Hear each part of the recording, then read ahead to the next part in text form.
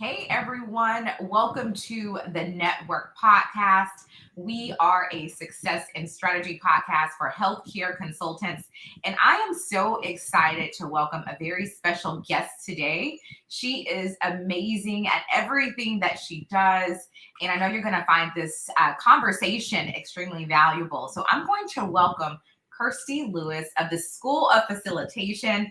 Kirsty, welcome to the Network Podcast. I'm so happy to Oh, have you here. Elle, thank you so much for having me. And hi to everyone who is listening live or is joining us on the recording. Yes, yes. So, I found Kirsty on Instagram of all places. And the great thing about Instagram is you can connect with some really great individuals if you're intentional. And kind of the same way I use LinkedIn, Kirsty. But when I found your profile, I was really impressed with all the things that you do in helping organizations, but even connecting with you after the fact. I was like, oh, she's definitely someone I want to introduce my audience of aspiring and experienced healthcare consultants to. So, Kirsty, I want you to introduce yourself to my audience of consultants.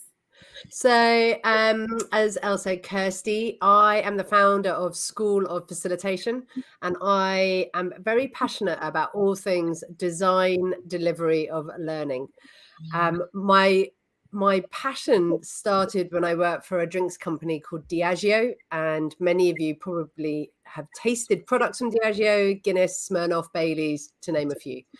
And I used to sit in workshops and go, how is this working? Why is it working? Why is it not working?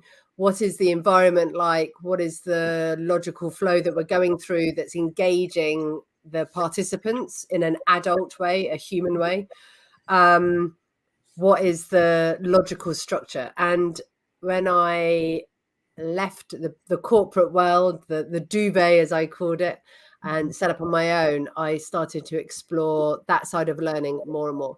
So I work with two different audiences. One is the corporate side. And so we go into businesses like Chanel, Bally, Jacob Del Egberts, a company called Delivery Hero, and we help them design really effective learning, as well as deliver. So we often provide facilitators into these corporations and businesses. The other side of the business is working with people like yourself, Elle, and your audience to become even better at facilitation and training, because this isn't a skill we get taught at school or at college. This isn't a skill that we necessarily learn in the workplace unless we go out seeking it. So I run workshops on how to design effective learning, how to create a brilliant virtual workshop. What do you do with your body language, your gestures, your voice? I do all of that. And I get very excited and geeky about it. So I was excited when you said, come and talk to your audience. Yeah, I'm getting a little geeky right now as as I encourage everyone to do take notes because I think many of us who are healthcare consultants, Kirsty, many of us in our roles in healthcare before we exited, we were facilitating workshops, or at least we were hosting in services. So it's something where it becomes second nature for us to take on like an educator role. But I think it's a little bit different when you start partnering with organizations, whether it's healthcare or even outside of healthcare. I feel like there needs to be some structure. There needs to be, an actual flow. And Yeah. I can be honest and say I did not master that. And I probably need some help with that as well, which is why I'm so happy that you're here. But one thing I want to ask you as we're getting started with the conversation is the true difference between a trainer and a facilitator. Do you mind kind of separating the two to be clear? So I think it's a spectrum, and there are opposite ends of a spectrum.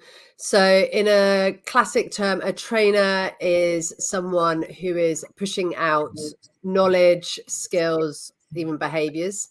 And often the methodology is a very, in its truest terms, and I don't think we see this anymore, it's tell.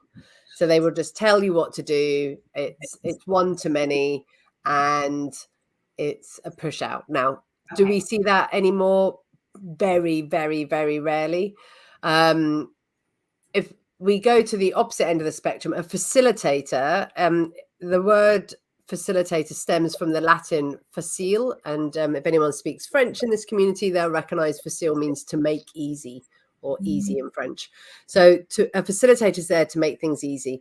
A facilitator is not the expert or the content owner in the room. They are there to hold space, to shape and flow a workshop, a session. And so examples of a facilitated session could be a strategy day for a healthcare. You don't need to understand that healthcare system, but you do need to know what a great strategy is and how you would help a group come from outcomes through to a plan, for example. I think, though, many of us now sit in the space of a facilitative trainer. So many of us will have expertise and knowledge of certain areas in your world, healthcare, that they want to impart to others. And so you are, in the sense, the trainer, because you know the information, you know what great looks like, you know what a really good way of working would be. But the way you help another audience to learn that is in a more facilitative style, which is more pull. And what I mean by that is it's more questions, listening. There's some really great activities to engage the adults, because we've got to remember we're working with adults, and adults come with preconceived ideas, they come with experience, they come with knowledge, they come with, especially in America, a range of certificates to say, yeah, but I know my stuff. And that is true, and we don't know everything. So when we're in that facilitative training mode, yes, we might be showing someone how to do something, but the way you think can be a more pull versus a push of information. Ooh, okay, that's good. I guess I would see myself as a facilitative trainer then, because I see myself taking on both of those roles. So does every workshop essentially need both a trainer and a facilitator? No, and it depends what it is you're really seeking. So that's why I think there's this bridging role called the facilitative trainer. Yes. Yeah. And I think it depends. So for an example, one of my team is going to facilitate a workshop next week where it's all about creating processes and a customer journey and a customer experience. But that's not her area of expertise, but she knows how to hold the space and ask the questions and flow the group through the process. Ooh, that's in my specialty. I'm in service recovery. So anything customer journey, I'm like, oh, my ears perk up a little bit more. Okay, great. Well, so that explains a little bit in depth in regards to understanding the two. Now I really want to get into the meat and potatoes, because listen, Kirsty, and you're right, when it comes to holding space and hosting workshops for adults, yes, they do come in with preconceived notions. And oftentimes, even in my work in service recovery for healthcare organizations, people think they know all of the things and they don't. So just kind of taking a step back, I'm going to sit in the student role. Okay. And I'm going to ask you as the expert, what is, if I'm just getting started and I know I want to use my expertise to educate that group of leaders, what are some things that I would need to know even before I host a workshop? So I have this huge knowledge of experience and expertise. How do I put it all together? How do I create it? If I write things in the chat box, will people be able to see it on the playback? Absolutely. I'll write some notes in here. So the first thing I would be doing, so I imagine, let me just test something with you. Would you be going into a certain healthcare provider and working with their team of leaders? Yeah, absolutely. So typically what I do, Kirsty, is I myself will host like a virtual workshop to get them like an awareness workshop. So I would invite those leaders. Those leaders are aware of the work that I do and the importance of the workshop. And from there, I will invite, they'll typically reach out to me to invite me to come into the organization. Okay. So it goes from me educating the leader until now I'm educating maybe their department. And that department can consist of like those first front end workers who are having direct conversations with customers. Okay. So I'll go and train the team. The first thing I would be saying if we were sitting together in a room and we were going to design that workshop, would be to get complete clarity on the purpose and the outcomes of what that workshop is there to do. So the purpose is your why and the outcomes are your what. There is an amazing American author called Priya Parker, and she wrote a book called The Art of Gathering. And I'm just writing that in the chat. And I love her book because for us as facilitators and conveners of space, her book has lots of rich examples of what works and what doesn't work. So the purpose is the why. Your purpose is your bouncer, as Priya Parker says. Your purpose and the outcomes enable you to say, well, what is it we're going to actually do? What are the topics we're going to focus on? Because if we need to achieve an increased engagement or we need to improve our communication skills. Okay, so what are those communication skills? Question listening, summarizing. Okay, so those are the skills we need to focus on in our particular workshop. Also, by having those clearly defined at the start, it allows you to define who is your audience. So you're not inviting everybody into a workshop because they want to be there. It's no, why do they need to be there? Is this part of their job? Is this something they really need to know? And that's super helpful. So when I'm talking to my stakeholders, I'm asking questions to help me understand the purpose and the outcomes and get those clearly defined and then agreed with the stakeholder. Once I have those purpose and outcomes, they're like my compass for what I'm going to do next in terms of the design. The other things I want to know is who is coming, how many, where are we doing this, and even if it is in the virtual realm, what platform am I using? Because I need to understand the technology that's available to me. So am I working in Zoom? I know what I can use there. Am I working in Microsoft Teams? I know what I can do in there. Is it Adobe Connect? Each of those platforms now give us different capability. Or have I got the luxury of doing something face to face? Yeah. And in which case I'd be stipulating the room size. We need daylight, people. Do not ever accept a room that has no windows. You're not a mushroom. That's so good. You need daylight. Humans respond well to daylight. And even if the room has curtains or blinds, I'm the first person to go in and open the curtains, open the blinds, let the light in. The other things as well I would be seeking to understand before I even started designing would just be a bit of an understanding of the audience, like what do they know already and what are they doing on a day-to-day basis, just to help me, because I don't want to go in and run a session whereby it's too simplistic and they're like, oh, we knew all that. Yeah. Like, what's the stretch for them? So that would come through in those outcomes.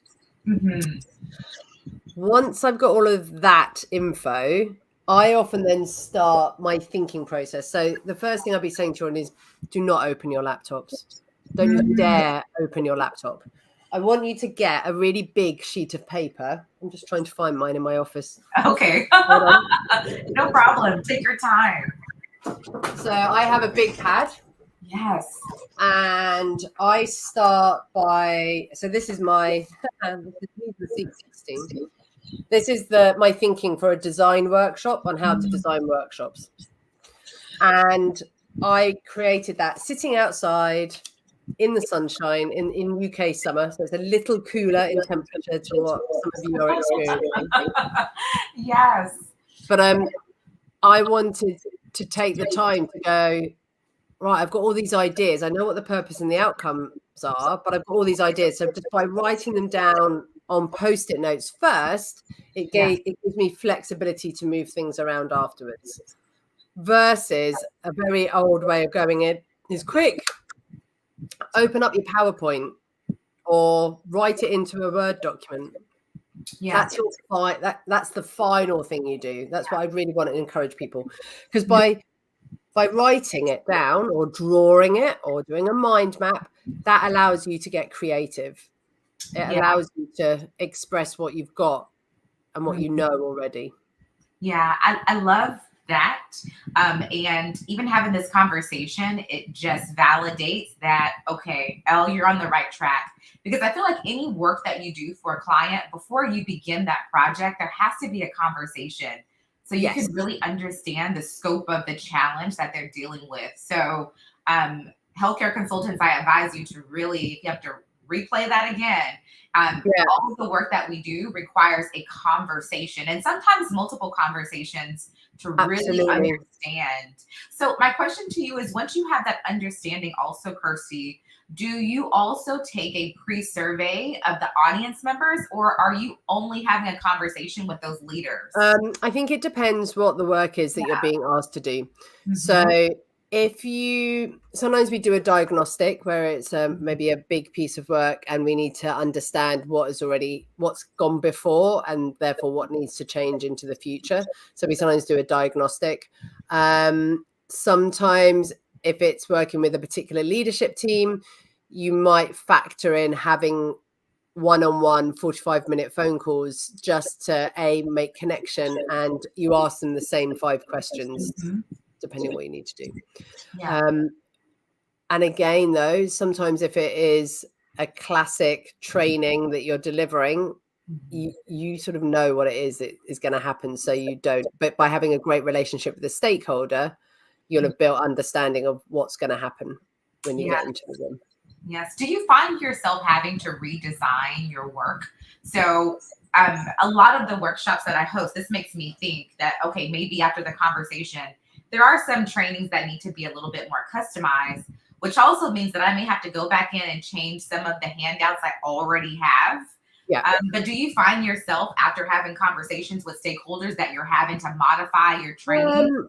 So quite a lot of my work is bespoke.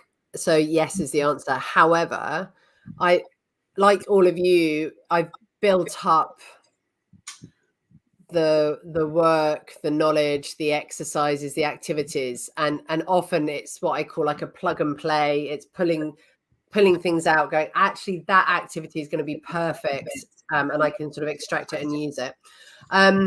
So by doing the brainstorm, that's one thing. There is a tool called Session Lab.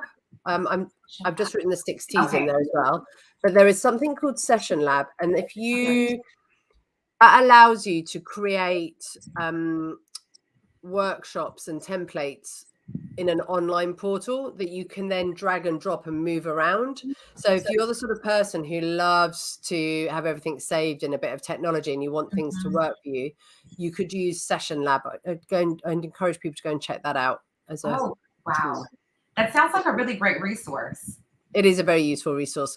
The other thing I've just put in the chat are the 6 T's. So when you're in that preparation and planning mode, just think, what's my task, i.e. the purpose and the outcomes? How much time do we have in the learning session or the workshop? Who's the team? Who's coming? What are the different techniques that we could use? What's the technology I'm going to need? And territory is often the physical territories if I was to have a room. But if I was even in the virtual space, what do I need around me to give me success? What do I need in terms of a microphone or my camera, my screens? What is it?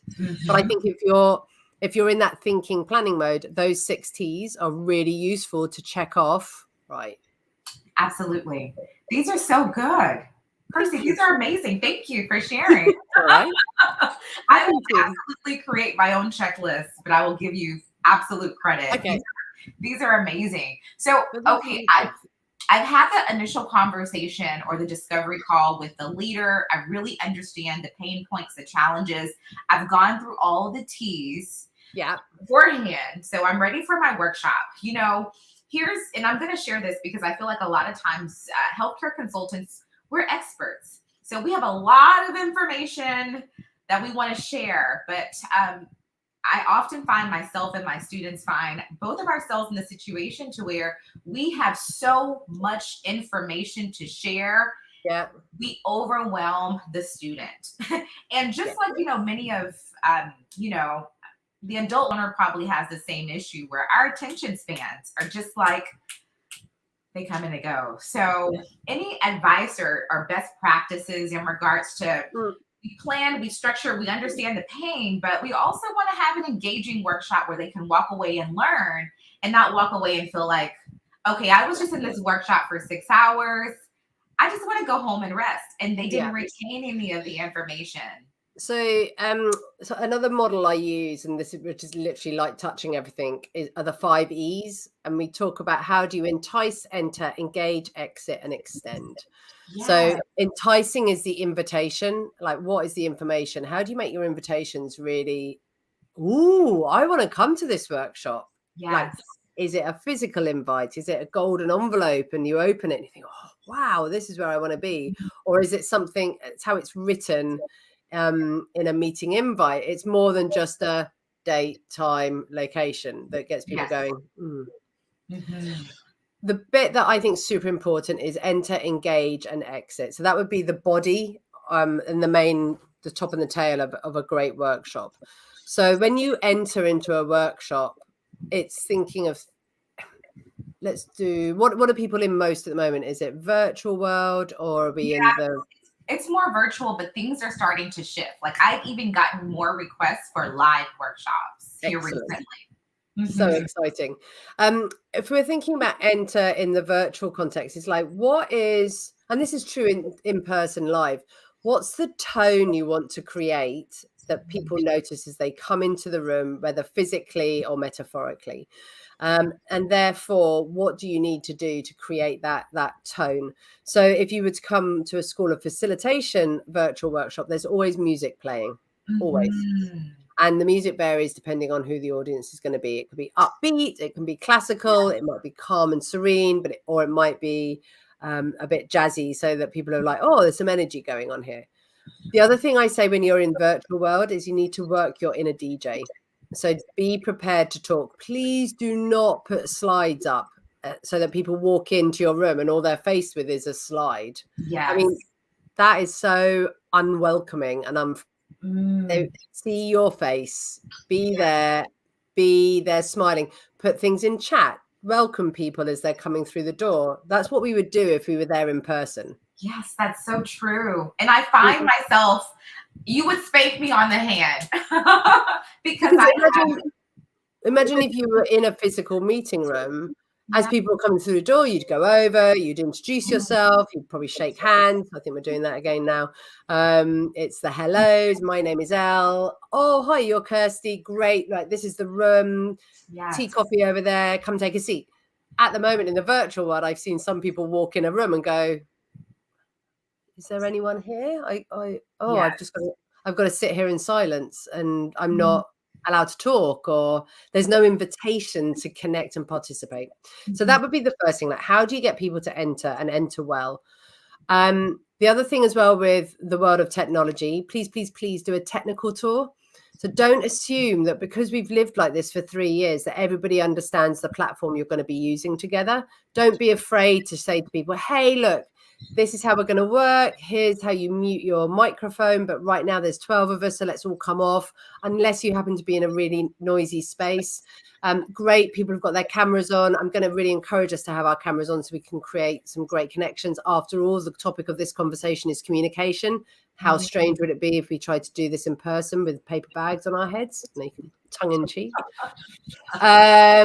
Absolutely acknowledge that some people in their Wi-Fi and the geography they're in isn't good enough for great coverage. So don't be afraid to show people the technology and just explain, here's the chat box. Absolutely. Please write questions in here. Tell us what you're thinking. Yes. So you create that vibe from the beginning. The other thing I would also be doing as people are starting a workshop is I want to do an activity straight away.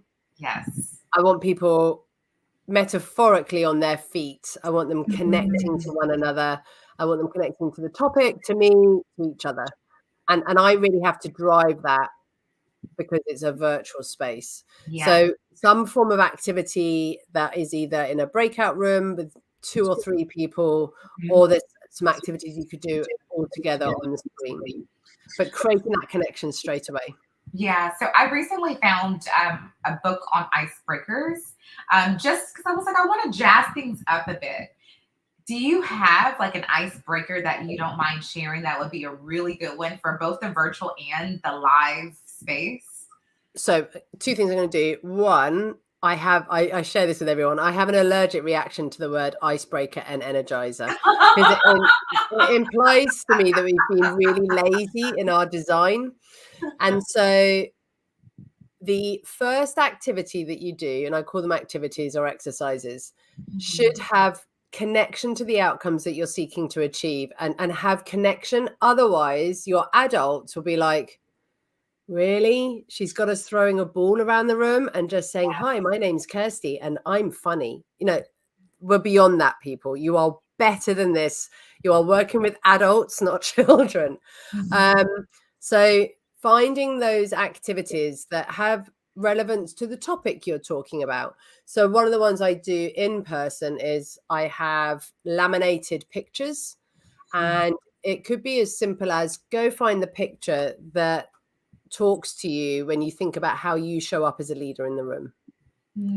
So people go and find the picture of their choice, and then they bring that back, and then they can express themselves and say, well, this is what this picture means to me, and therefore that is a visual metaphor for my leadership style. And then I say to people, keep that on your desks and we'll come back to it. On the virtual world, so some activities you can do is, what one could you do that just gets people moving? So sometimes if you're in Zoom, it's really great. You can do annotate. So you can get people to mark things on the screen. So it could be, say you've got a team that's spread across America that you're working with, or spread across the globe. You put a map of America up, or a map of the section of the world, where everybody is, and you ask people to annotate where they're at, so you can see a visual connection of where we're all based. Yeah, I love that. That's a really great exercise. You could have on the screen, we have a slide with lots of different emojis, and it could just be, how are you doing today, guys? Yeah. Like where are you at? And again, just annotate, because it's safe, it's not revealing, and it's quick. It also gives you a temperature check for what is going on in the room.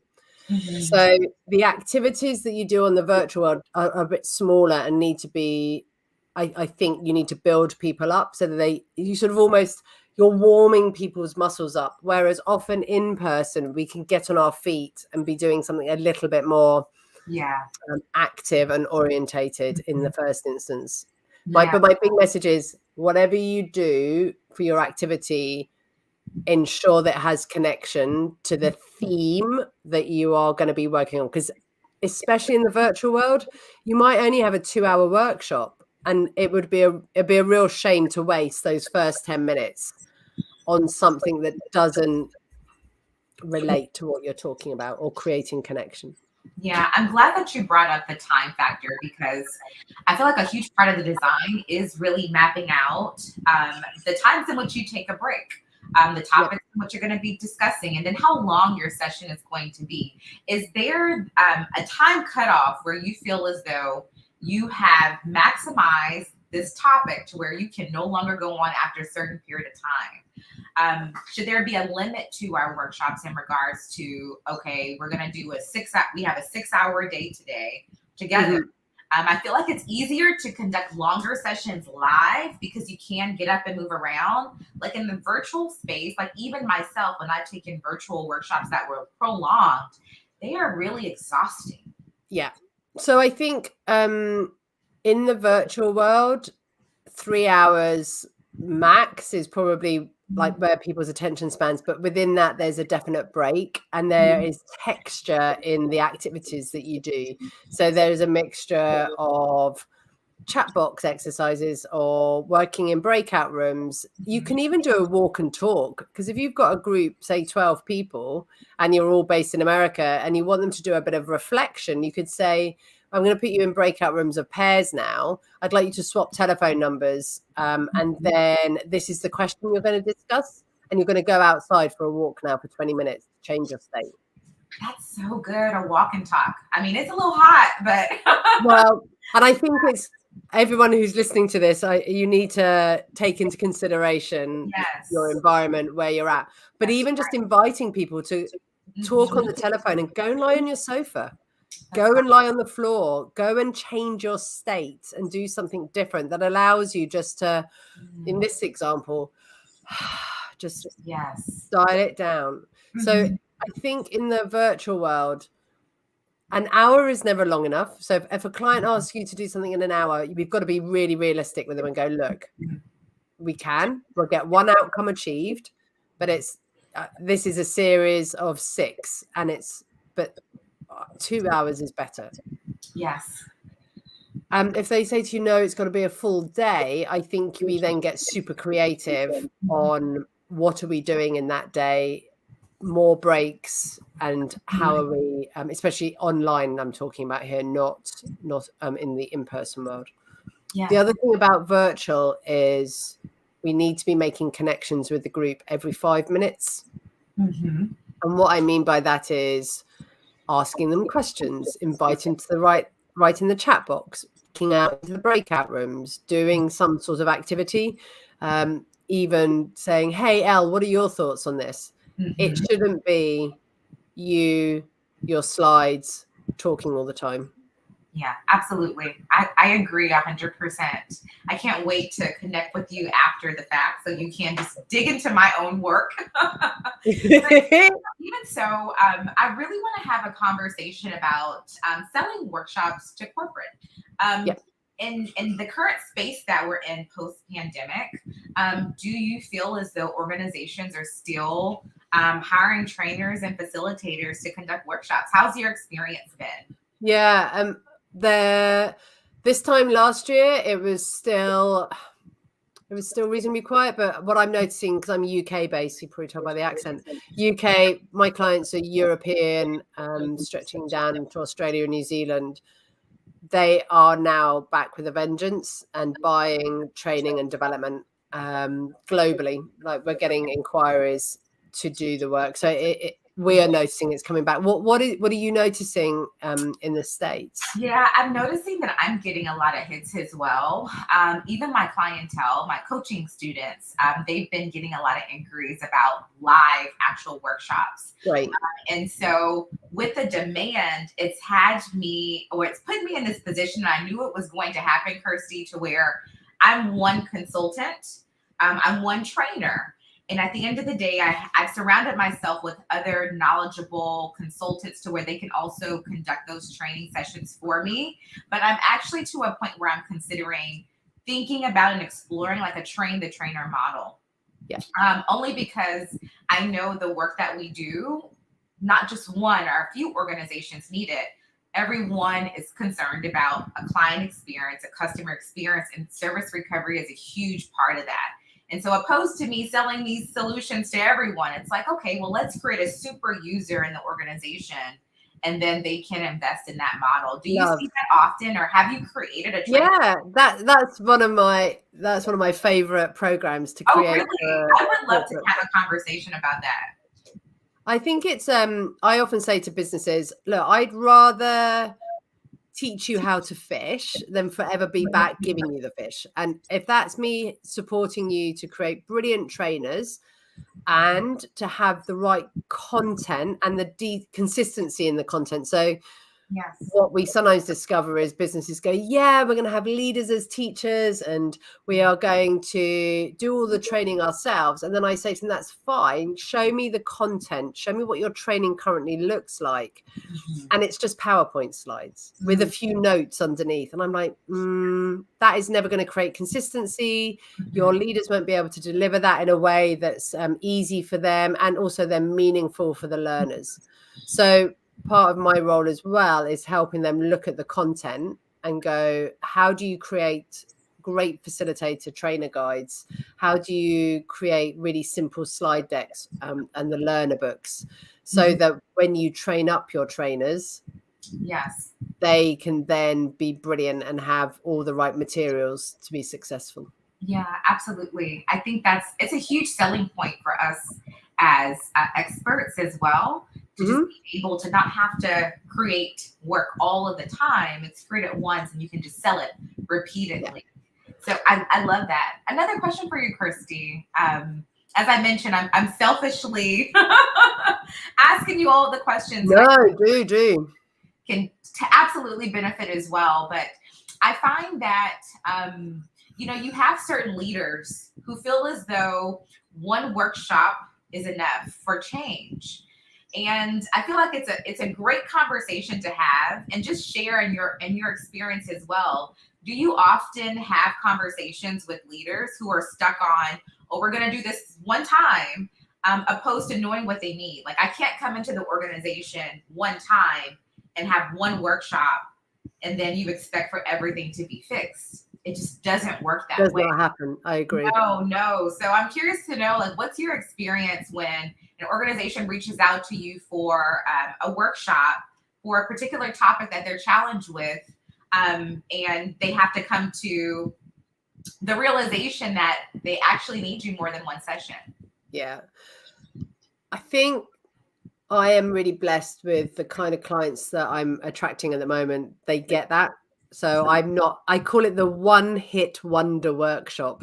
I love it. And having that conversation and saying to exactly what you just said, Elle, like, nothing is going to change. We will have a very happy time together in this offsite.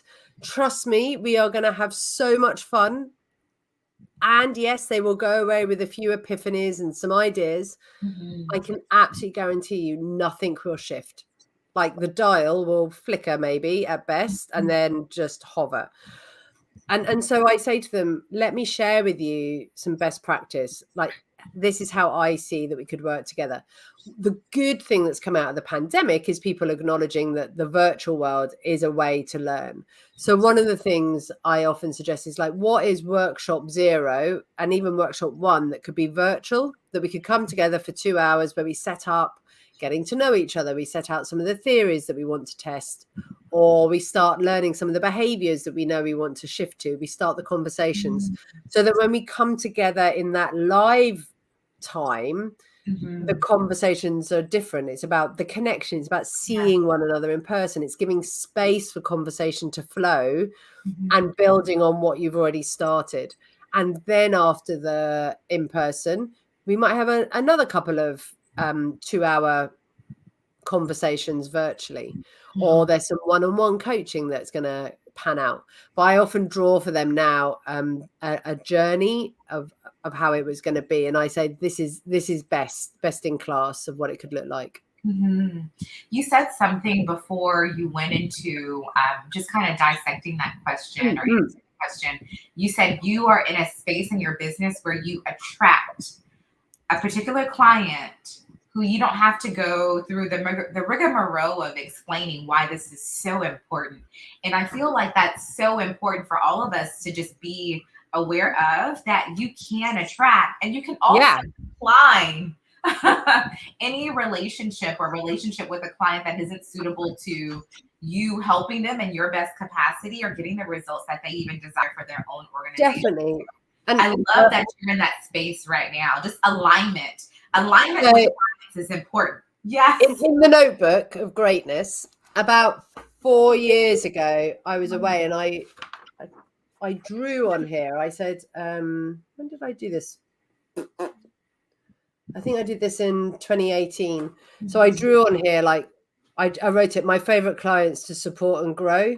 And so I guess it's my own visual vision board. Yeah. And as I look at it, I think what it did was it got out my head all the things that I knew were important to me about the types of clients I wanted to work for. And therefore, in my head, it gives my brain something to direct towards and to start to notice, but also then how I choose to talk, how I show up, who the types of businesses I'm going to pay attention to. Yes.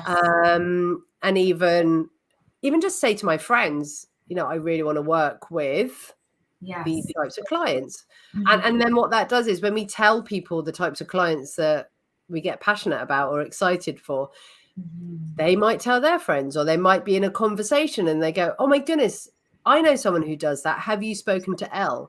Have you spoken to Kirsty? And I think that definitely happens. Absolutely. I'm a visual. I'm a visual person as well, and I speak a lot into existence just by, or and most people would call that manifestation, but I write it down, I speak it, and I've also fired clients that I desire not to know or to no longer work with if I cannot Yes, support that's them. important as well. And I Absolutely. think it's all very well and good to speak things into existence, or like I do, I draw it and write it down. That's the beginning, though. That's not enough. Yeah. So, you can't sit there and watch TV all day and drink a bottle of wine or beer and go, but I've manifested, I've drawn my vision board. It's like, no, we have to do the work as well. We have to be consistent. We have to show up. We Yes. have to sometimes put ourselves forward in the world of social media, just so people know who we are and what we're doing. You don't have to be polished. You don't have to be perfect. But just start telling people your story and sharing what you're passionate about. Absolutely. How do most corporations or organizations find your workshops? Do they go to your website directly? Like, how do you generate leads for your workshops? So I just have I never realized this until probably the last 5 years. I'm just really good at networking, and I don't do it in a sycophantic, I go to network events. I just know lots of people. I'm a classic extroverted feeler. I like to know people. I'm the first to talk to anyone. It used to drive Yes. one of my exes mad. He's like, you've only just met them on the chairlift. They are not your friends. I'm like, yeah, they are. What do you mean they don't want to know me? Absolutely. And I remember people and I remember details, and I will have, like today I was coaching someone for the first time. She was telling me her career history. We had an overlap at a business we'd both worked in, and then I immediately went, do you know X, Y, and Z? And she was like, yes, yes, yes. And I was like, So that really helps. So that's one thing, having a really great network. I do think now in this day and age, our LinkedIn profiles and any other chosen social media is a shop window. So if that is not up to date, if it's not allowing people to just know what you're doing or what you've been doing. So LinkedIn, for example, just a good photograph, contact details, a description of the things that you're working on, I think it goes a long way. And I say that because I've just been looking for some new facilitators. So I'm looking at their LinkedIn profiles, and some of them are brilliantly written, and then others are I'm just a bit like, I want to know more. So that, and then I know that there are recommendations made between businesses to come and find us. And it's also because I've niched down. I know that you don't say it niched. What do you say? Niche? We say niche. Some people say, yeah, we niche. I've niche. You hear niche a lot. Yeah. Niche. So either We way. talk about niching. So I do think it's okay to niche. And so my niche is facilitation training and training facilitators. And it's, you tell some people and they're like, wow, what? How do you get that to work? And you're like, because it does. So don't be afraid to niche people, is what I'd say. Yeah, absolutely. I appreciate that message because over the past several years, I've niched down significantly, and it's helped my business become even more profitable than what it was. So I appreciate you, Kirsty. You've shared some amazing advice and guidance during our time together. I know it's gone so quickly. It's gone so quickly, but I mean, I have tons of notes, and I'm sure everyone else has some great notes as well. Before you go, if you could leave everyone just one piece of advice or a best practice, what would that be? Or even if it's not a piece of advice, maybe a resource. And you've already shared Session Lab, which I'm going to check out myself. Well, I'll do both. So Session Lab, The Art of Gathering, and another one, Game Storming. This is a brilliant book and website by a group of Canadians, which has 50 plus different activities that you could use. Good, thank you. Explains clearly how to use them. Another brilliant resource, Liberating Structures. And this is a free app and a great free website. And there are 33 different structures that you can use in any workshop. Again, and the app is brilliant. It's very well described. Wow. Okay. So that, but I would say is when you're going, if you're just thinking about what we've talked about design today, keep asking your stakeholder questions so that you are fully resourced with as much information before you start designing, and make sure you're clear on the outcomes they want to achieve in the overarching learning journey, as well as in any individual workshops. And don't forget to charge for design time. Oh, that's true. I didn't think about that. And I charge the same for design as I do for delivery. Oh, yes. Oh, I received that advice wholeheartedly. So if I'm having to go back in and customize information, I will charge for that time. Yeah. Kirsty, I appreciate you. If there's anyone who was interested in connecting with you or working with you in regards to modifying or designing their workshops, how can we connect with you further? Oh, thank you. So firstly, you can go to the website, www.schooloffacilitation.com. And on there, it's very much geared towards people like us, consultants, facilitators, trainers. We have quite a few open classes that people can join, and I'm getting better at putting them in on the afternoon in the UK so that our American friends can come and join. So there's some open classes. I do one-on-one coaching with people. There's a contact form. You can just drop us an email. We also, what else do we do? There's a newsletter. I say sign up to the newsletter. That's always a good way. There's a monthly letter that comes out. You can see what's going on. You get some of my musings. If you like Instagram, as you found me, Elle, come on to Instagram, School of Facilitation. You get a mix of my world, my life, as well as facilitation ideas. Yeah. Yes. last week it was all about COVID that I had, and my performance review conversations with Rona. Oh, wow. Well, again, your information, your personality stuck out to me a lot. And as we got to go a little bit deeper, I know for a fact that you are an amazing trainer, facilitator, and designer of workshops. I can't wait to work with you. Oh, my pleasure. I mean, Elle, if it came to be that your audience, there was enough people and you wanted to do something that's bespoke for the Healthcare Consultant Network, let's talk, because that would be amazing to come and do some masterclasses for your group. Absolutely. I think we're going to make that happen. That would be amazing. Yeah. So, Kirsty, I have enjoyed you. And for those of you interested, Kirsty's also on LinkedIn as well. So please reach out to her there as well. And I'll be sharing your email with everyone if you don't mind, Kirsty, so they can reach out to you directly, or reach out to her directly on social would be great. But thank you so much, Kirsty. I appreciate you. Thank you. And thanks for having me. And I look forward to hearing from your audience. Feel free to drop me a line and say how we met. Absolutely. Bye, everyone.